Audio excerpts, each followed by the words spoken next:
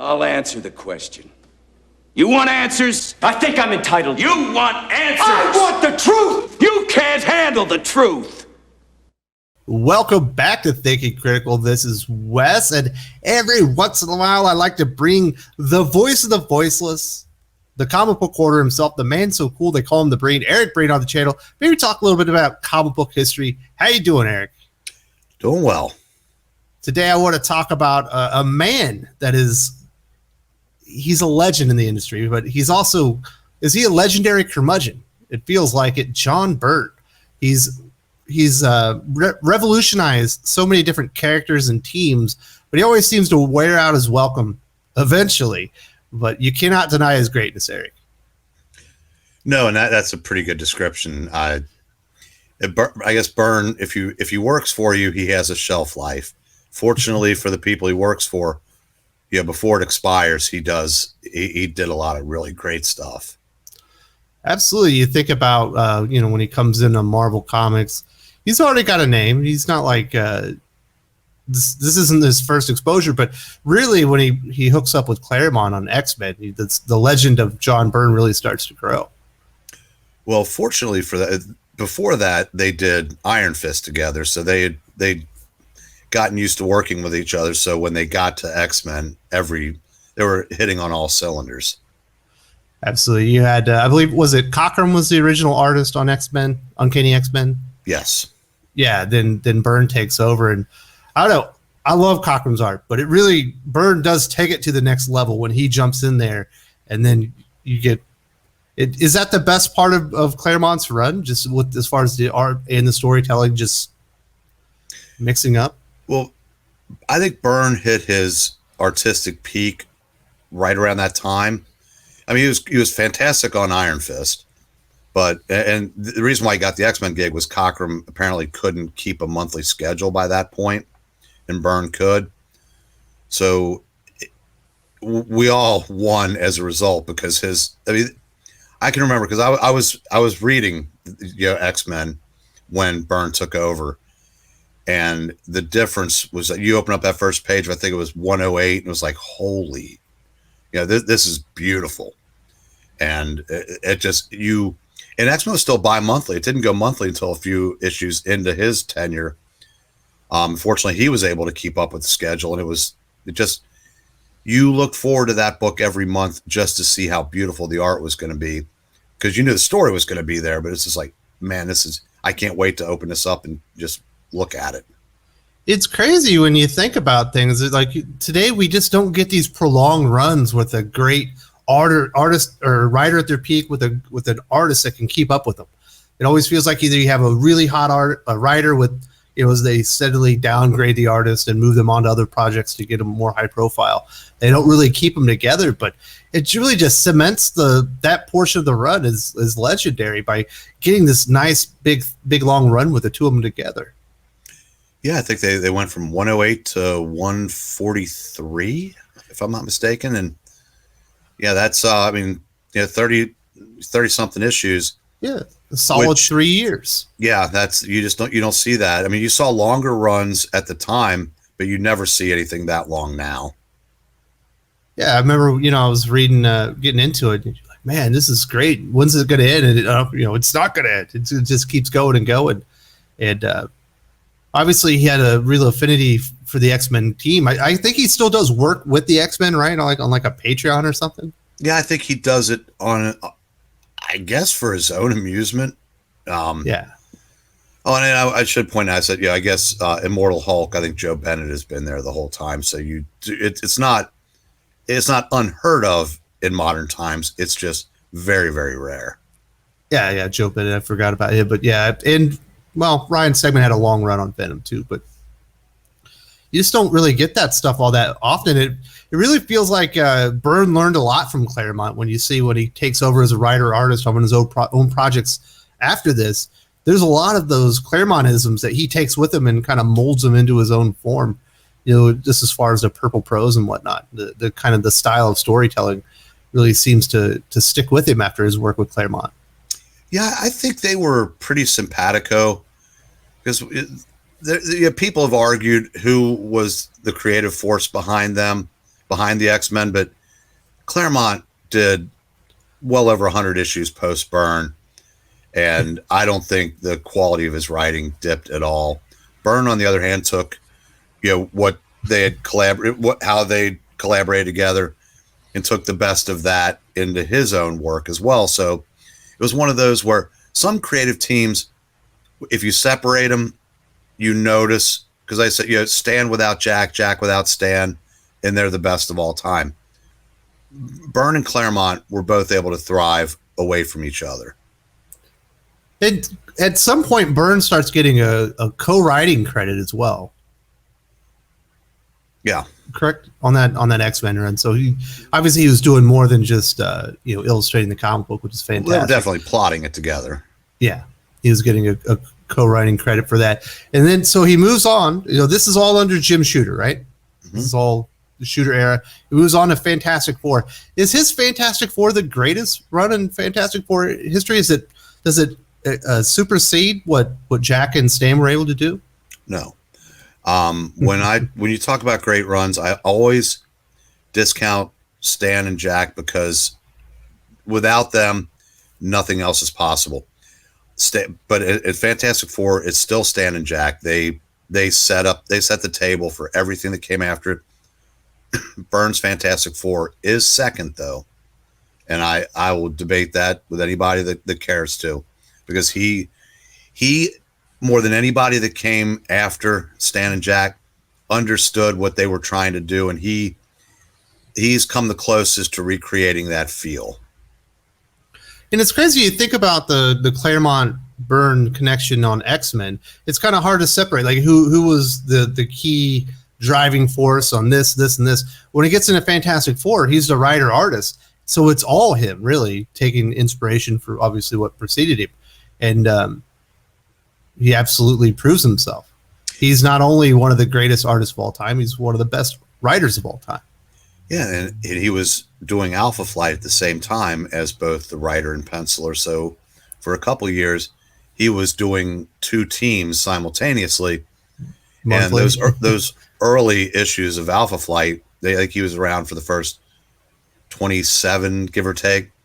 Really, really well thought of stuff. And I don't think Alpha Flight's that was a book that definitely you can tell when he leaves. The tone and tenor definitely changed. But the Fantastic Four, that run, there have been writers that have gotten in the ballpark since then, but I don't think no one's ever been able to recapture what Lee or Kirby or what Byrne did with the title. A lot of people bring up Hickman as like the modern day run on Fantastic Four, but it's not quite the same. When you go to Stan and Jack, you're talking about the creation and essentially the foundation of Marvel Comics is being laid. So many things are seeded there that are still being used to this day. What is it that Byrne brought to the Fantastic Four that was unique, that really changed the game and stamps his legacy on those characters forever? I'm not sure that there was anything unique that he brought to it. When I talk about Byrne, one of the things I say is he's not the greatest creator, but he's probably the best expounder that the industry's ever had, that he can take an existing idea, find ways to keep it going or make it better. Because if you look at, as far as characters he's created, with the exception of some of the Alpha Flight creators, it's not really a list of household names. But what he did with Fantastic Four was his Doom stories, his Galactus stories, everything he did was just, really, really fun to read, really good stuff. I would say great stuff. but he's great at using what came before it and understanding how to use it properly. Because when John Byrne used Galactus in a story, it was grandiose. Other people have used Galactus in places where you don't need a universe-threatening level villain. He seems to have been defined down over the ages. He's almost barely a threat anymore. That's a good way to put it, but not in that, because Byrne did his Galactus trilogy, mm-hmm. And in a lot of ways, it measures up to the original. So yeah, Byrne was excellent at that. So when we're talking about writer artists, I think most people or a lot of people would say like the two best writer artists are like Frank Miller and probably Jack Kirby. Do you think John Byrne's number 3, or should he be in the discussion as the best of all time? Oh, writer artist Byrne is ahead of Kirby. Kirby's writer artist credits was the Fourth World at DC, which where it was a. Well, he also did a lot of stuff before that, where he was doing work with DC even prior to Marvel with I can't remember the name of the team. Challengers of the Unknown. Yes, he had writers on that. Jack was a very creative guy, but he needed someone to kind of polish it, because if you read the Thors, the Fantastic Fours, the Captain Americas, those were the 3 big ones that Stan and Jack stayed on for a lengthy amount of time. You see, it's far different from the New Gods, Mr. Miracle, and the Forever People, and then the Demon after that. The Fourth World really wasn't a success the way they'd hoped it would be. And then when he came back to Marvel, they gave him Black Panther, Captain America, and the magic just wasn't there. So Byrne, I think, is better at handling both ends of a comic. Not to take anything away from Jack, but I would say that conversation should begin with Frank and John. Do you have a preference? Is it dead heat, or does it depend on how you look at it? Oh wow, I'm gonna say Byrne, only because I am more of a superhero guy in a traditional sense. Yes. Miller's run on Daredevil, it speaks for itself. His work on Batman speaks for itself. But Byrne, what he was able to do with Superman, the Fantastic Four, and as far as writer artist alone efforts, I probably just enjoyed a tidge more, just because I said the traditional superhero, aspects of it.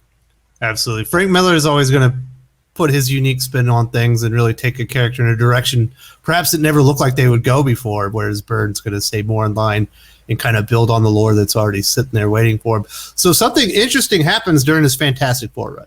We get this big, Secret Wars, the big event, correct? Mm-hmm. And this is Jim Shooter. I guess he wants to leave the Thing on Battle World. Yes.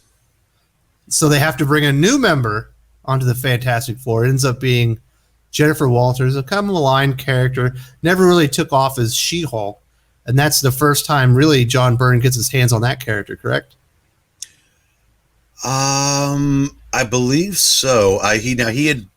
He'd done some penciling on the Avengers while the She-Hulk was brought onto the team, because she was an Avenger first and then brought onto the Fantastic Four, because I think Byrne was a big fan of that character.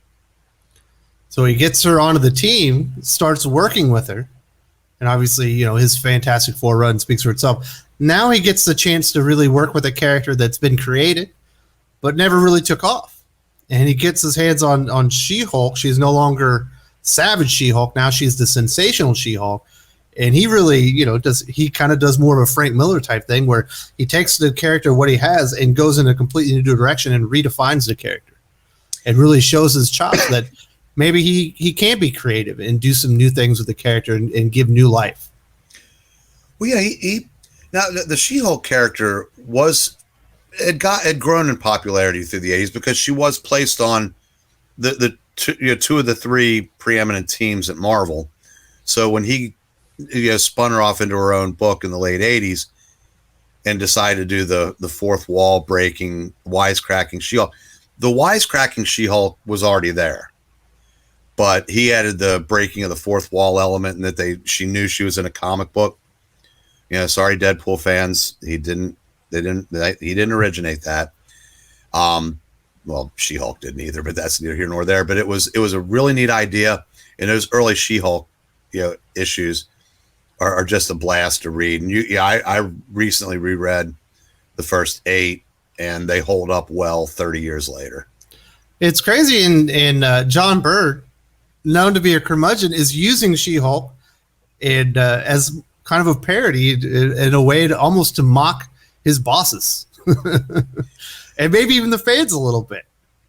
Yeah, but I think the difference between what he did then and what happens now is it might have been salty, but I don't think there was genuine animosity. Not for the fans and John. Like, he may not have, enjoyed fan interaction at shows, but he enjoyed pleasing fans with his work.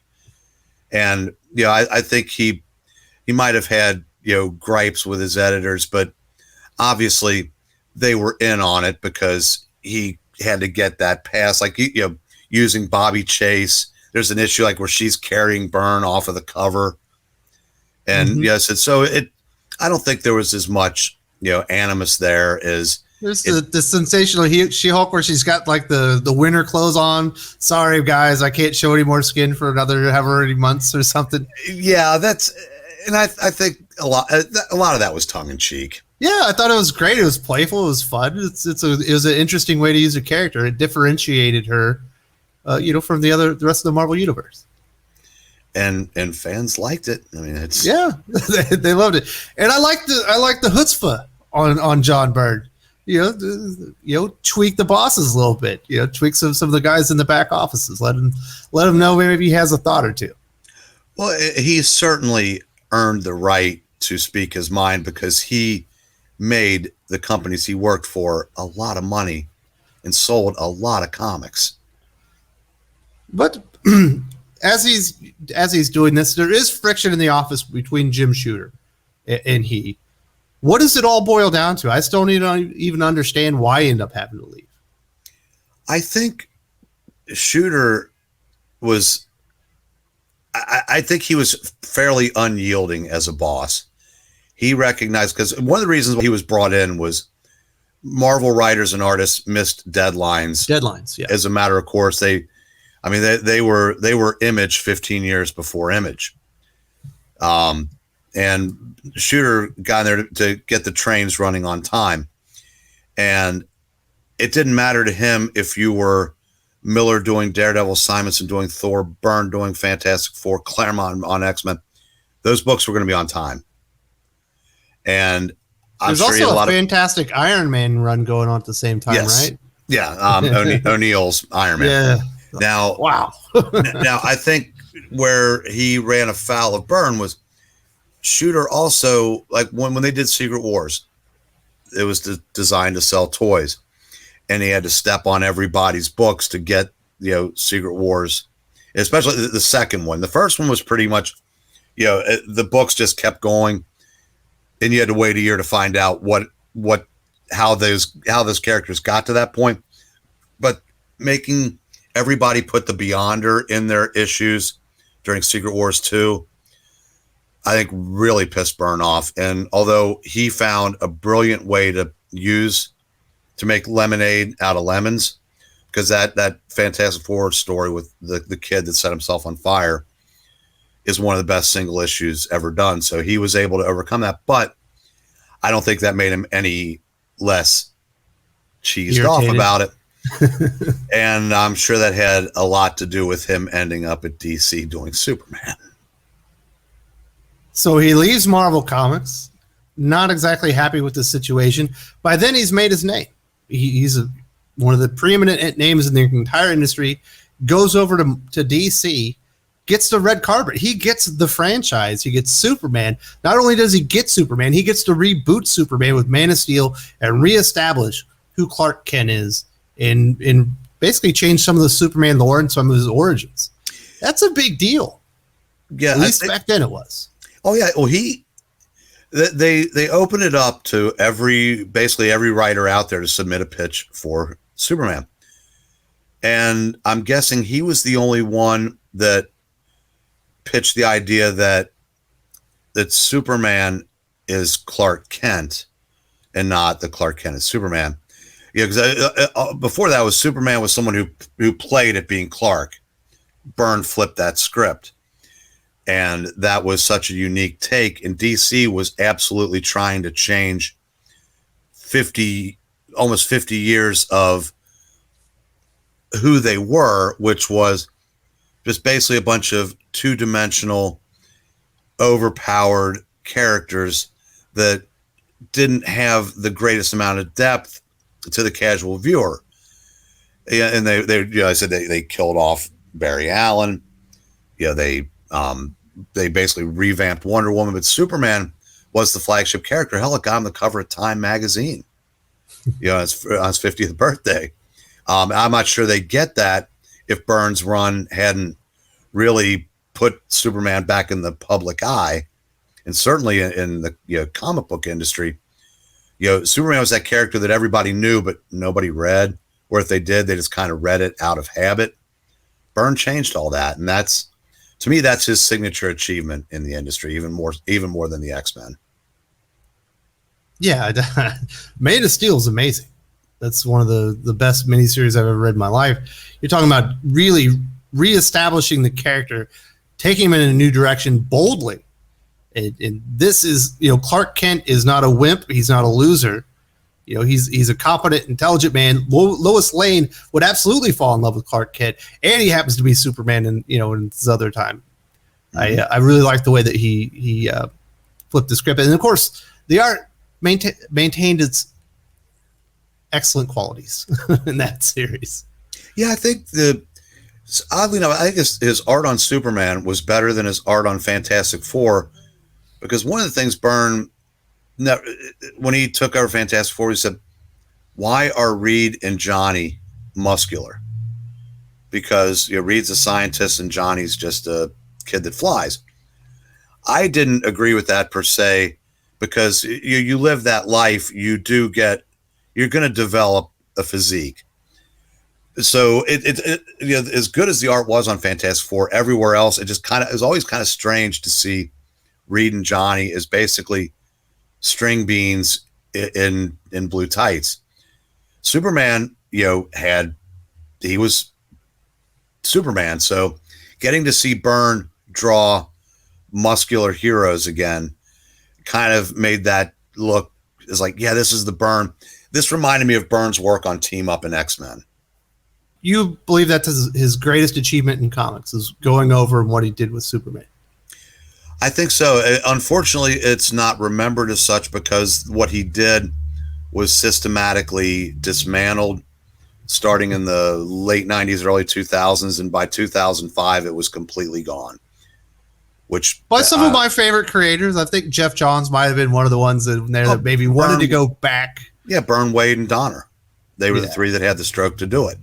And Byrne was long gone. Well, I'm not gonna say long gone by then. I think he was doing a Dead Man here and a Demon there, but his star had definitely lost its shine by then. And they said they wanted to bring Superman back to what he was, but I always said, there's no way Lois Lane falls for that Clark Kent. So that kind of, that was the problem with that.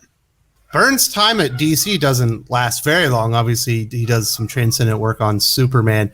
He heads back over to Marvel, works on She-Hulk like we talked before, but he does a little bit more work. But where do you think the greatness of John Byrne's run, even at Marvel, does it have a shelf life? Does it has an end by date? I would say he had one more left in him. He was asked to breathe new life into Namor. So he did a Submariner series where he reimagined him, basically using a plot from Fantastic Four #9, where he owns a movie studio.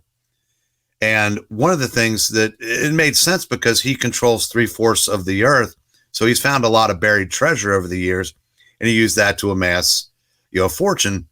So in the Namor series, he was reimagined as a rich businessman, and that lasted for a couple of years as well. And I think he also, that run, he found a way to bring Iron Fist back from the dead. So that one, that series is largely forgotten, but it's worth a look because I think that was probably the last really impactful thing he did at Marvel. Yeah, I think he did an X-Men where they retold the early issues, like the Hidden Years. Yeah. But that's also fallen down the memory hole for a lot of people. So what was it about Byrne himself that he just irritated other people, or he was so demanding, or was he a diva? What was it? Diva might be a good word to describe him. I think he's one of those guys that knows what he wants, and no one's going to tell him that he's wrong. And that doesn't always fit within a structure when you do have to answer to somebody, because whether you like it or not, the guy in charge may have different ideas. And if you work for that person, you can maybe work towards a compromise. But if you can't, you're not always going to get your way. And I think that might have been something that, Byrne, I don't think has ever been really good with being told no. And given his accomplishments, I can see where he'd say, well, who is this guy to tell me I'm wrong? Now with Shooter, I mean, at least Shooter had a hell of a track record in his own right as a creator, not Byrne level, but at least it's not like being told by a 25-year-old guy fresh out of college that all your ideas are wrong.